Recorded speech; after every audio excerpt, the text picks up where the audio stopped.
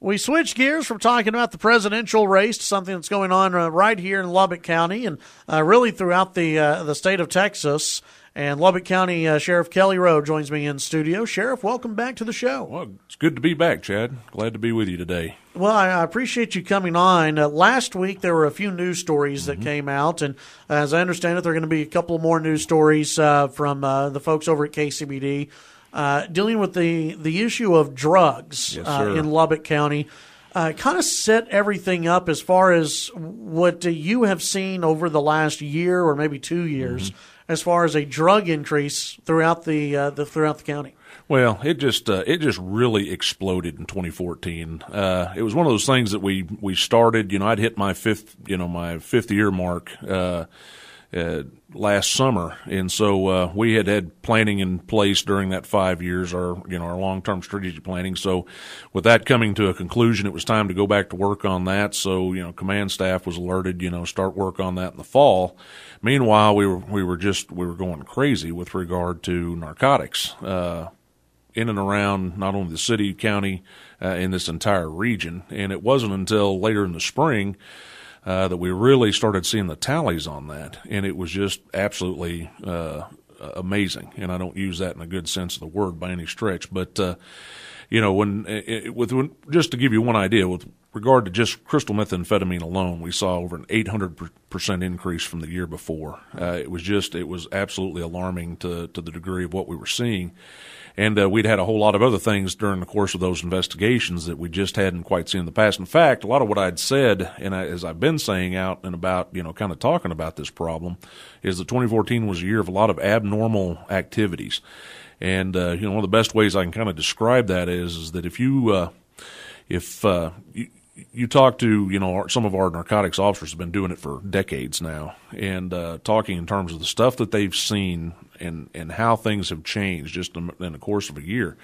These are guys that, like I said, would work for weeks and even months on cases and maybe get an ounce or two at the end of it all, which, was a high five moment. That was time to high five.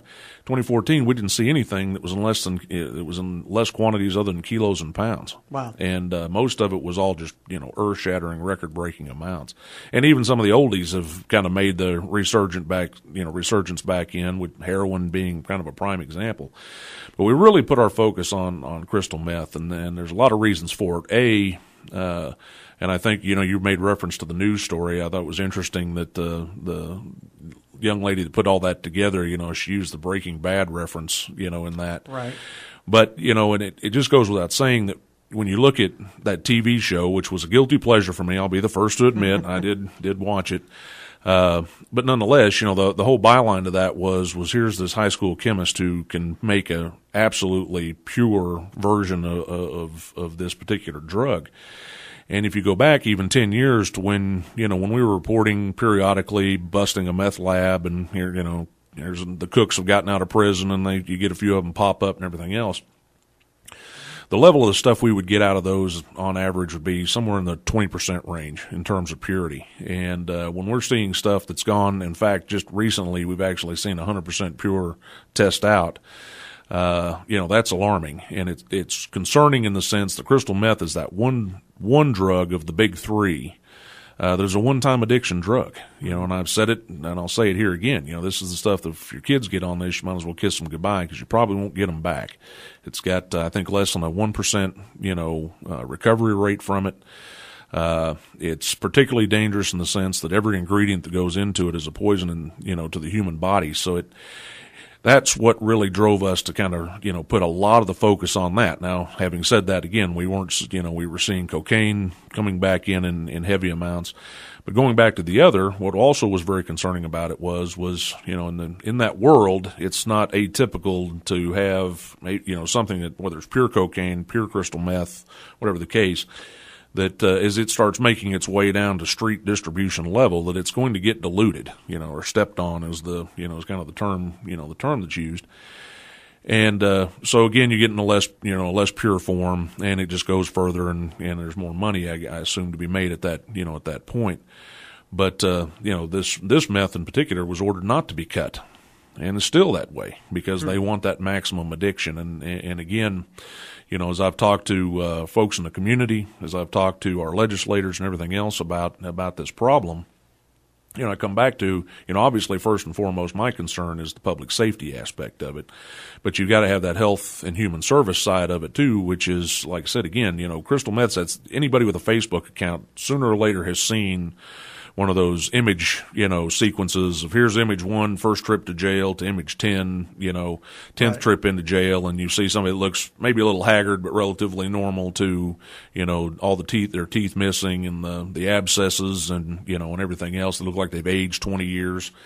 Mm-hmm. You know, that's just exactly what this stuff does to you. And so again, we've got to look at it from the standpoint of attacking it to a degree, thinking, you know, along that front as well, because again, that's going to hit us as a community hot and heavy when you're dealing with them in the hospitals, whether it's the long-term treatment of them and all the conditions that they create for themselves out of that, as well as overdosing and those types of things. But, you know, again, it's, you know, I think the reality of the whole situation is, and I've remained pretty apolitical about about this issue, and this, other than to say that, like I said, it's become apparent that border security and immigration have been married together, right, as far as a federal discussion or federal level discussion goes. And so one's not going to get fixed without the other. It seems at this point. I know, like you said, what you were talking about this morning, and I read you know, your article, you know, and the importance of the immigration discussion. But again, like I said, there's not a lot of consensus on that, whereas generally speaking, most people talk in strong terms about enhancing border security. But as long as it's as porous as it is, and as long as the responsible agencies, Border Patrol and ICE, are kneecapped from, you know, their headquarters level, you know, we're going to continue to see problems. And, you know, and I do say a lot, you know, and say a lot of praise towards the Department of Public Safety for the initiatives they've been doing down on the border. And it certainly has made a big difference from, you know, pretty much Juarez to Matamoros or El Paso to Brownsville, but there's still a lot of border left, you know, right, beyond that point out to California. And that's all that's happened. I mean, it's just, you know, if you've got a lot of heavy concentration, you've got a lot of law enforcement, yeah, it's demonstrated it's yielded results in terms of slowing stuff down, but there's still a lot of place for it to come, and we've identified right where they've shifted and they're bringing it in. But, and again, like I said, as our guys were out, you know, seeing this, you know, one of the things they wanted to identify for sure was, you know, is stuff coming in, but then just being diverted out of here, you know, kind of a central point, get it in from Mexico, get it to Lubbock as an example, since we're in a good spot to spread to the four winds. But unfortunately, most all the cases and more significant cases we dealt with in 2014, we saw the evidence of the fact that it was being broken down, cut up, and distributed right here in Lubbock. And that, like I said, it's unfortunate that it seems that it's become as lucrative as it has. Well, let's take the break. When we come back, I want to talk about how this ties in, obviously, to the drug cartels. Mm-hmm. We'll talk about our drug cartels working here in Lubbock County, and then also some of the other side crimes that go along with this, because that's always part of it when it comes to drugs and getting money for drugs and trying to defend what I would assume would be turf. There's other crimes that happen. We'll be right back with Lubbock County Sheriff Kelly Rowe.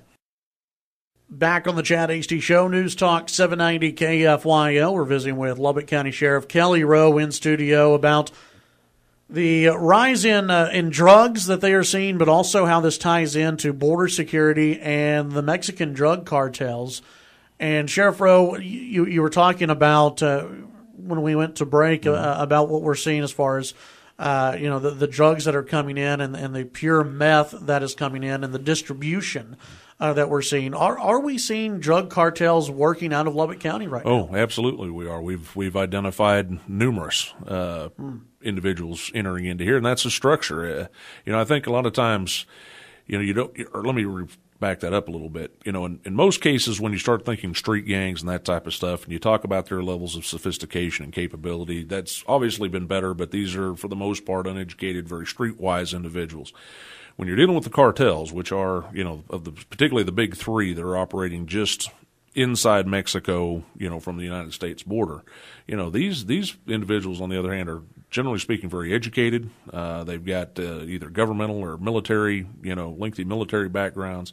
And like I said, they're all business. And granted, some of that business may be, very, very violent, and they will send messages and they will do those types of things. But at the end of the day, they are very well organized, and they utilize the street and prison gangs to do a bulk of their work in communities just like Lubbock, and that's exactly what we've experienced here. But everything that we've seen, we can tie directly back to one of the big three, one of those kind of more so than the other two. But nonetheless, they are very active. And what also is interesting about that is because of the way they operate and the way they conduct themselves and whatnot. They don't even fit into Texas laws with regard to gang identification. You couldn't necessarily. I mean, we couldn't place them into the Tex gang database as an example because they wouldn't meet the appropriate criteria. It's issues like that are pretty disconcerting when it comes to trying to deal with them and get them identified and figure out. But nonetheless, the vast majority of arrests we were dealing with in these cases. We were finding Mexican, identifications on them. So whether it was Mazatlan, Sinaloa, Altar, Sonora, Chihuahua, wherever the case might have been. In fact, one of the big guys we took down last summer, and he got a very, very significant sentence in federal prison over that. Sad part about it was with his background and everything, he would have actually been eligible for President Obama's amnesty program as put in place back in January. Wow. And, we later figure out this guy is not only just a top-end, handler, but he was also an assassin, for the cartel and everything else, involved in beheadings and the whole 9 yards. Working here in Lubbock. Living right in Slayton, Texas, and so, again, we're really, really trying to buff up our efforts to get out there, intercept, and find these individuals and get them. And again, as I always say, I don't want to panic the community. I mean, Lubbock is still a very safe place. But these individuals, like I said, given the fact that they're intelligent and they'll look at things like getting into a more rural area as an example is a great place in their mind to set up for a number of reasons. And one of those reasons is, well, two of the reasons. Number one, you're not as likely to have the nosy neighbor syndrome, which nosy neighbors are a good thing most times, because they do happen to see things going on, particularly if there's a lot of traffic between midnight and 3 a.m. or something, at the house that might alert us, law enforcement as a whole, to look at it further. But the second one, and the one that really bothered me was, and this is, right out of their playbook, is that when they're in those areas, they know that any law enforcement response is going to potentially be very minimal, and they feel like they can handle that.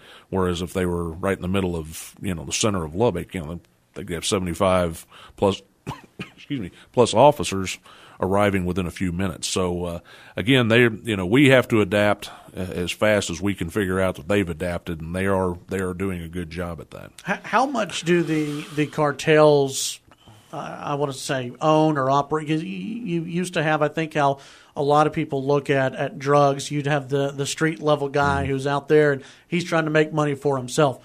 Is everyone from the cartel on down to the street seller, are they all working together? In a lot of ways. We had an interview with a longtime street gang member. In fact, it was part of the story last week that ran. One of the interesting things he said, and I'd watched his entire interview that one of our gang intelligence guys had done with him. And he said, there's no more OGs anymore, the original gangsters, and that he said, back in the day that was the thing. You worked to impress your guy, and you got into gang banging and doing that kind of stuff. He says nowadays it's everybody's trying to impress the cartels and that therefore get their supply shipments and everything along that lines. But then you create a whole nother layer of boundaries between the various ones because they don't work together. They're in competition, so and it's a much more dangerous game. I told you earlier that, 2014 was a year of a lot of abnormal things we were seeing. And, a lot of times when dealing with a lot of this stuff, we didn't historically see a lot of guns. Even if you go back to the 90s, the big crack explosion, you might come across, your Saturday night specials of 32, 38, maybe a little 380, something like that. But it was, they were few and far between, and they weren't that prevalent. The this past year, I can't even begin to give you the count of guns that we seized, and it wasn't just the guns; it was the quality and type of guns. Glock 17s with extended mags and high end ammunition in it. Not just some junkers, AKs, M4s. One particular deal where they had it completely laid out, and we have a pretty good idea of what his job was, which was enforcement. But I mean, that just out of his residence alone, there was no money, no drugs, just guns. But he had a Ruger Warhawk 44 Magnum, a Kimber 45, an AK, a tactical shotgun, and one high-powered rifle with some really good optics on it. So again, and that's not everything, but that was just a sampling. Serious weapons. And again, like I said, the ammunition quality and those types of things. So that also gives us indications that they're ramping up, and we've got to be prepared to meet that level of a threat too. So it's like I said earlier, it's created a lot of concerns on a number of different levels. And I know, and we're not doing this interview to scare people out there, and you've brought that up, but this is education. I think there are a lot of people out there who have no idea that this is happening. You might think that, there's a possibility that the drug cartels could ever operate in Lubbock, but from everything you're saying, they're here. They're operating. Is there a fear with yourself and with others in law enforcement that we could see violence at some point? Absolutely. And I mean, we've seen it around us. There was a very prominent story happened a few years ago back in Big Spring. One of my guys actually was part of a task force, with the drug enforcement agents at the time, and they'd called asking for help, and that ended in a really bloody scene with, if I remember correctly from the information, they'd had over 100 drive-by shootings, fire bombings of homes, police shot at on a regular basis, and it culminated into a big drive-by that had numerous victims. But one of the more interesting things that was told about that was the officer knew one of the AeroCare pilots. And of course, they had, the hospitals down there had trauma that they couldn't handle, so they needed to move some of the patients up here. And he'd made the comment after the fact. He said, I was a medevac pilot in Vietnam, and he said I was having flashbacks because, I could literally see 3 firefights going on, as I was making my approach into the hospital. And he said, we got on the ground, and while I was waiting on them to load the patient up, a firefight broke out in the parking lot of the hospital. So, again, when you get the amounts levels, then you're going to, and that kind of summed up into a bit of a price war that broke out. But it's one of the things that it goes to what you were saying a second ago, because the media does it. They gravitate when they hear that term home invasion, and there's not a lot of things scarier than thinking of somebody you're sitting at home watching TV and suddenly a door gets kicked in and you're robbed at gunpoint or worse. And so a lot of times that's one of the first things when I hear that go out. It's trying to identify, is it the real true random act of violence, or is it in most cases that still is very, very rare. And when you do hear those terms, it's going to be drug on drug violence. Somebody owed somebody money, stole something, or didn't pay a debt. We're going to continue our conversation with Sheriff Kelly Rowe when we come back. You're on the Chad Hasty Show. Back on the Chad Hasty Show, News Talk 790 KFYO, visiting with Lubbock County Sheriff Kelly Rowe as we talk about the Mexican drug cartels, the rise of drugs here in Lubbock County, and also some of the other crimes that are associated with that. And Sheriff, again, thank you for joining us today.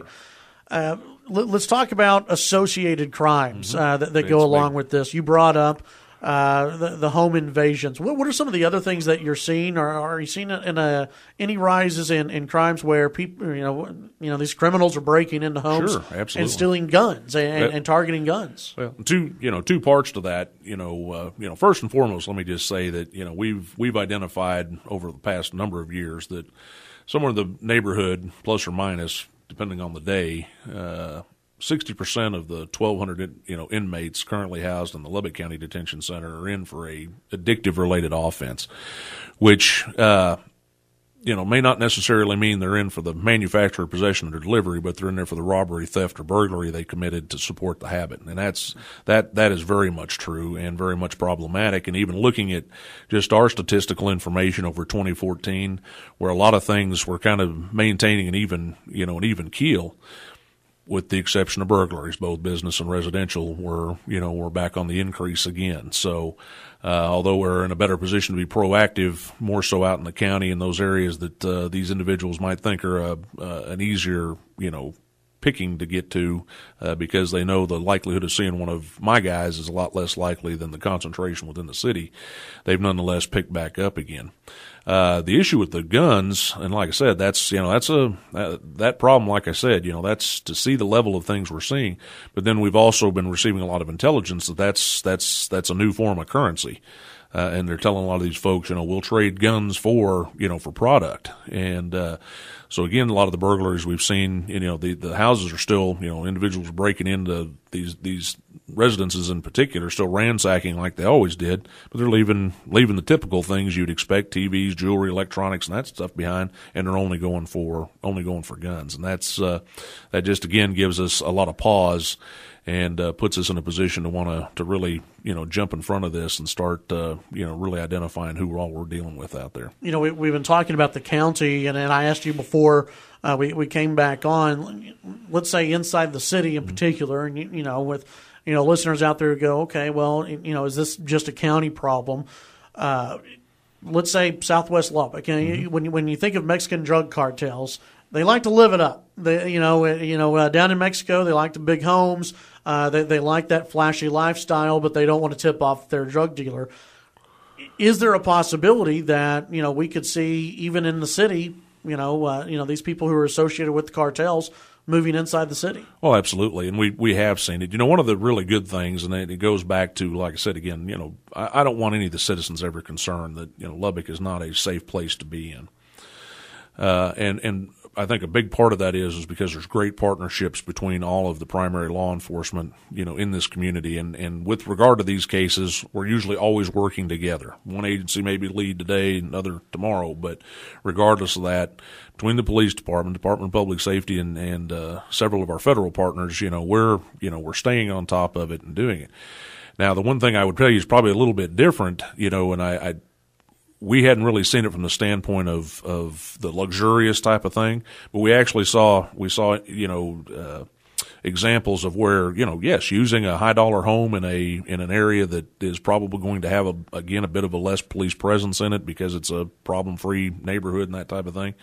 We've seen that a lot, but it's not because they're dressing them out and making them fancy and everything. In fact, they're actually pretty sparse when we've seen them. We went on one particular search warrant. It wasn't in the county, but it was pursuant to a case that began in Lubbock County, as just one example. And they pulled up to the third of three houses they were conducting search warrants on, and they walked up and it was a $300,000+ home. It's like, no way, that can't be, that's not going to be. Of course, they go, they make entry into the house, and it was just sparse. I mean, it was cots and sleeping bags and just enough but was a primary stash house, once we got up into the attic and some other places into the, in the residence, and found, a tremendous amount of weight with regard to cocaine. And again, so I think a lot of that though goes kind of to that same thought process as operating out of the more rural areas. Get to the areas where your police presence is probably not going to be as concentrated as, say, east of Avenue Q and those areas there where there may be a heavier presence, during particular shifts or whatever. So again, it's out there, and yes, they are doing it. I think you'll see that. I believe tomorrow there might be a part 2 of the story that ran last week, and I think that's going to be kind of the crux of the majority of that story, is just kind of showing in and around, not specific locations, but just showing that it is not a problem isolated to just one part of this community. It's all around.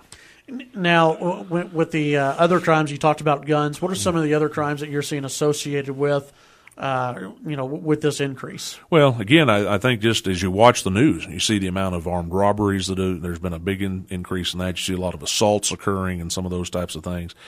One of the things that's been particularly disconcerting as well is that, in the old way of thinking, if you were a street level dealer, you had to have, resources enough to go buy the product and then distribute it, and what they didn't smoke up themselves or use up themselves, they'd sell and hopefully have enough money to go back and, repeat the process. But there's so much of this now that we're seeing where this stuff is getting fronted, with, you'll pay or else, kind of an approach to it.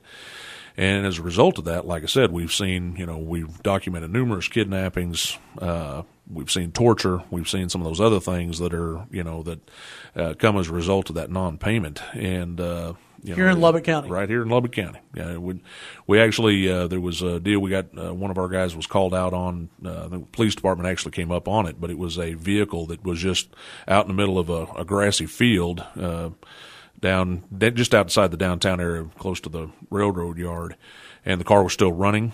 You could see the tracks, like somebody he'd been pursuing, whoever the driver was. He left several pounds of pure meth in the vehicle, so he obviously ran. We saw footprints, kind of leading away from the vehicle, but obviously, and he wasn't from Lubbock. He'd come in from I believe it was Abilene or something. We've never seen him again, as far as last report I had, but nonetheless, I think you put two and two together there and figure out he probably owed money and was trying to get some quick sales to get that money back, and then their enforcement crews probably tracked him down and scared him off, and we don't know what happened obviously beyond that point. Probably not good things, I would imagine, depending on the amount of stuff, because again, when you're fronting this kind of things, I mean, we part of the presentation I've been given showed pages of ledger books and those types of things, and have half a dozen names and a total of $48,000 in cash, listed at the top. That's is set to be repaid just on one page of many, and so again, it just gives you an idea. The other half of it is, and I think a lot of times what people don't realize, you take say 5 kilograms of cocaine, pure uncut cocaine. Uncut, that would translate to, just broken down for sale, 100,000 dosage units, just out of that one thing. I think if you took like 5 pounds, basically an equivalent amount of meth, that would break into, I believe it was just a little under 35,000 dosage units, and that's not, again, cutting it in any way, shape, or form. And if you imagine, like I said, it's going to get diluted, then that's going to break it down even more. So, a $400,000 purchase on the front end to that same amount could translate to $2.6 million in sales, street level, when it's done. So it's wow. Again, that just gives you the idea of the incentive of doing it. And unfortunately, like I said, we're just seeing it's become more and more lucrative here. We have one more segment with Sheriff Kelly Rowe here on the program. We'll go ahead. We will take the break. When we come back, we'll talk about how to fight this and how Lubbock County is fighting it. We'll be right back. Back on the Chad Hasty Show, News Talk 790 KFYO. Sheriff Kelly Rowe in studio with us. And Sheriff, you brought up earlier that once you'd take a group down, that 2 weeks later you'd see another group come in and as the replacements. You also brought up earlier the enforcers that you've seen out of Lubbock County. How do they work together, and are the enforcers as quick to be replaced? Yeah, you kind of see it in a 4-prong approach. A lot of times is what we really experienced this past year, and the speed in which they can do it, whether they're intercepted via arrest or they know that they've been we've gotten onto them as law enforcement. Somebody know that they can break down and reset back up again. But yet you do see this kind of standard thing where you'll have somebody coming in that's going to run is in charge of running the local operation. He'll have a group that's what's there just to carry out his will, basically, and make sure that debts are being paid and those types of things are happening like they need to be. And then you've usually got a location where they want to secure the proceeds as well as secure the product. So again, it's typically, like I said, that's how you'll see it. But more importantly, again, is how fast. Right. You think you're going to get a breather after we conducted one operation last summer. Went 10 weeks, and like I said, the results of that I think were 25 indicted in federal court, 35 indicted in state district courts. And within 2 weeks of that bust out, replacements hit the city limits. And, of course, we got them and then got their replacements right after them in about the same time frame. So they don't have any lag or delay in conducting their operations by any stretch. And the time that we have left here on the show, part of this is also dealing with how you guys are fighting this and what you need, the tools you guys need going into the future. Tell us about that and what the Lubbock County Sheriff's Department needs. Well, the biggest we looked at attacking this for the future in kind of three prongs. One is to get another team of narcotics officers out there that are the investigators that actually work the cases, do that aspect of it. Prong two of that is actually getting into gang suppression and street crimes, which again, like I said, these are the primary actors that do most of the actual work. So being able to get out there, interact with them, identify who they are, identify who they're running with, and that type of thing, which goes into prong three, because that's the biggest part of it all is the intelligence and getting more full-time individuals, particularly out of that jail. People, I don't think a lot of times understand the amount of intelligence that we can get in and out of that facility out there because of the numbers of these individuals that are moving in and out of it every day. And there's volumes of things that we can obtain through that, or individuals looking to maybe get themselves in a better position with regard to charges they may have picked up to, like I said, anything from, and I'm reluctant to talk a little bit, but, anything from phone calls to, other things that we can potentially, garner that intelligence from. And that intelligence is up into including, murder for hire plots, including peace officers. And that was a big trigger this last summer. When we saw that occur, and we've seen some subsequent to that, but that information, was obtained through those, through intelligence gathering means, and that's a big part to us. I assume we're still seeing that the trend increase into 2015. You've asked the county commissioners for more funding. Right. Where are they right now on this? They're actually, while we were here this morning, I think they were making their decisions as far as their final direction with regard to that. Everything I had as of Friday was positive. I think we were at the point that they had made the decisions to get us what we need to get to. Like I said, as soon as I walk out of here, that'll be my first phone call is to confirm how all that took place as they're closing out their budget process. But it looks like we're in good shape right now. All indicators point that way, but we'll know that for sure in a little bit. But this is probably long-term fight that we have? I unfortunately just don't see a light at the end of the tunnel. Again, like I said, as long as that border is going to stay porous, as long as we've got a lot of political decisions being made with regard to immigration, wherein we're dismissing the criminal side of that equation. I have no question there's a lot of folks trying to find a better life in the United States and trying to come in, and I know that's a part of it.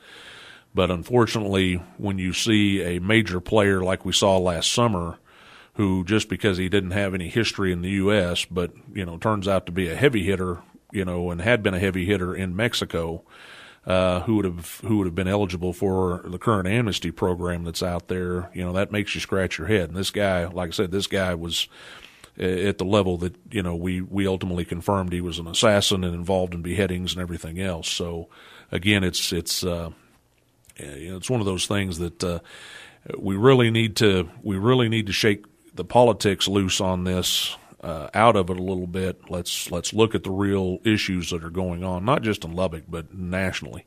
Because again, what's coming into here is a microcosm, and as a lot of people have pointed out too, which is kind of an old saying, an old adage for us. If we're catching this much, what's getting past us? Right. Because we know we're only getting a fraction of what what we're actually seizing and seeing. So. Again, it's going to be a long-term problem. We're going to have to, decide to do some things, I think, to better, deal with it on the other side before we're going to solve the problems here. And I'm also afraid it's getting to a point. This is teetering up against just how much of this is still at the law enforcement level versus other other things. Right. Well, Sheriff Kelly Rowe, I appreciate your time today. A lot of information that I think people need to think about and to definitely process out there. Absolutely. Well, it's my pleasure to be here. Like I said, it's unfortunate we got to talk about this kind of stuff, but nonetheless, it's something that I'd remind everybody, and keep, hold their confidence. We're going to deal with it. We're going to address it, and we're definitely going to send a message. This isn't the place to deal it. So we're going to stay firm on it. Pleasure to have you on the show, Sheriff Rowe, here on the Chad HD Show.